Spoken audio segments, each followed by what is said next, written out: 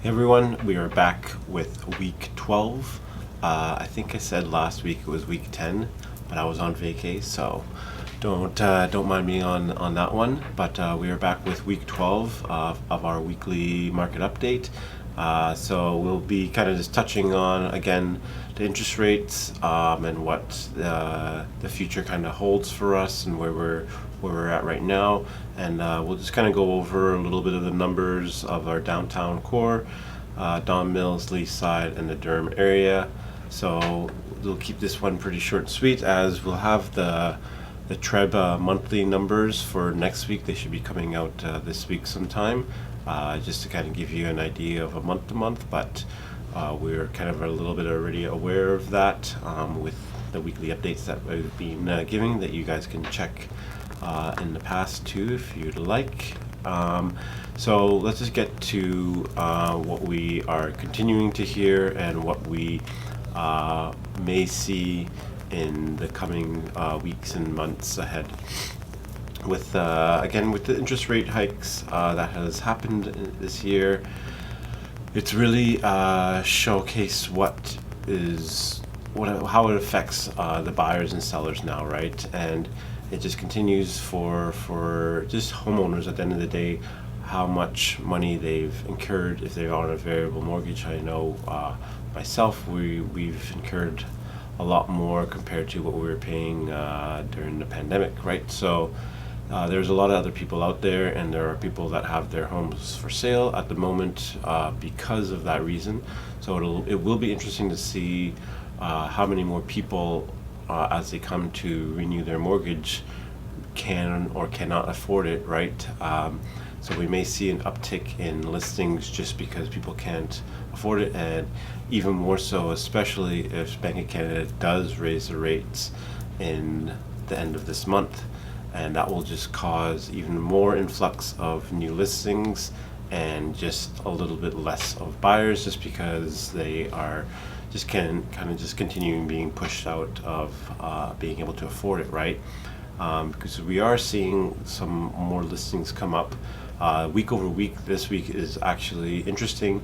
We didn't see too much of an uptick, especially like usually it's in condos. We just saw in our downtown core area, we only saw an uptick of 12 condos. So, and I do think that it has a factor of some landlords that were kind of panicking selling, and then possibly realize, okay, I don't need to sell right now. I could possibly just continue with the rent or get a new renter in. And so a lot of those listings probably have been terminated. So it's a little bit of understanding how many have been taken off the market at the same time. But it is interesting because usually we have seen a pretty good influx since the end of August to now of new listings, right? A few hundred at the end of the day.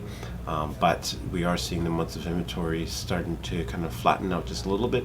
I think because sellers are understanding that if they don't need to sell, then just kind of hold off, especially to understand what will happen with the Bank of Canada, and then usually wintertime is a little bit slower in general. But again, if the Bank of Canada does increase the rates, it's going to be interesting. So because we will see more and more listings coming out, but at the same time there will lie the opportunities for some buyers. If they do need to buy, they will be able to get a price a lot lower than when it was at the peak.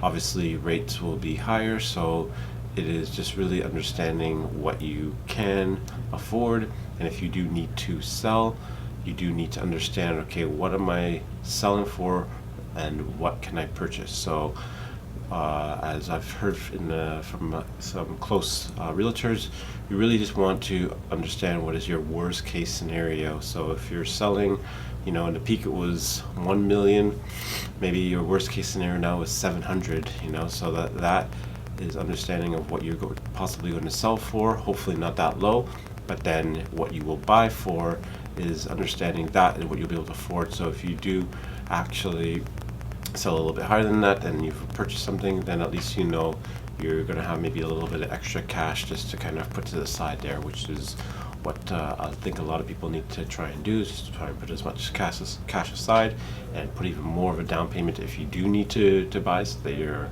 mortgage payments aren't that high. So it's going to be interesting to see what the numbers are for just a TREB that comes out month over month. But at the same time, I think a lot of people are starting to kind of understand the picture of, okay, hold off if you don't need to sell, especially until we hear from the rates of Bank of Canada.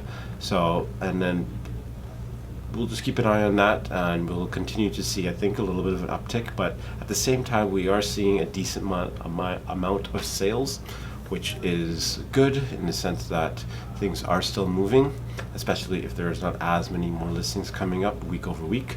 Let's get to the numbers a little bit. Won't go too deep into it. You can see it in our posts.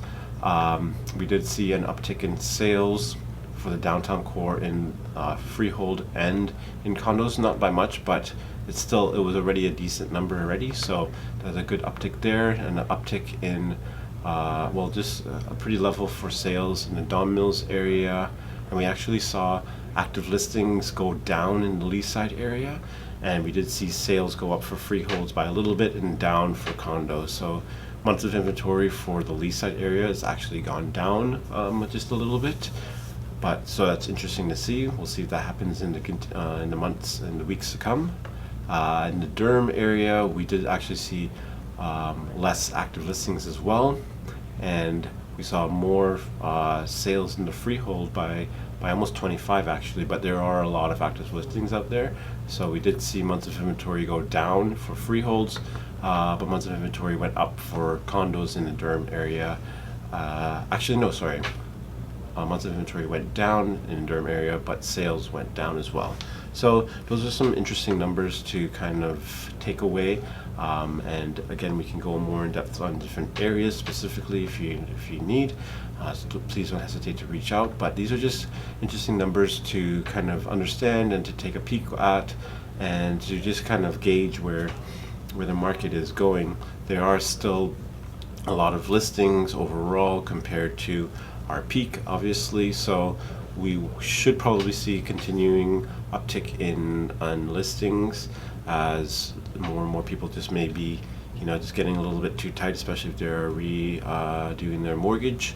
So we will keep an eye on that, and we'll keep an eye on months of inventory. As I said, as always, if you do need to sell, you got to price it right, and you got to have it show really, really well. So some of these days on market, especially in the downtown core, days on market is 9 compared to 21. So these are homes that are being sold in less than 10 days, which is kind of interesting in this market, but that means they are showing well and they are priced very well as well. So those are some nuggets to take away. If you do have any questions or concerns, please don't hesitate to reach out. Again, thank you for taking a watch at our videos, and please don't forget to subscribe on our YouTube channel. Appreciate it. Thanks guys, have a great day.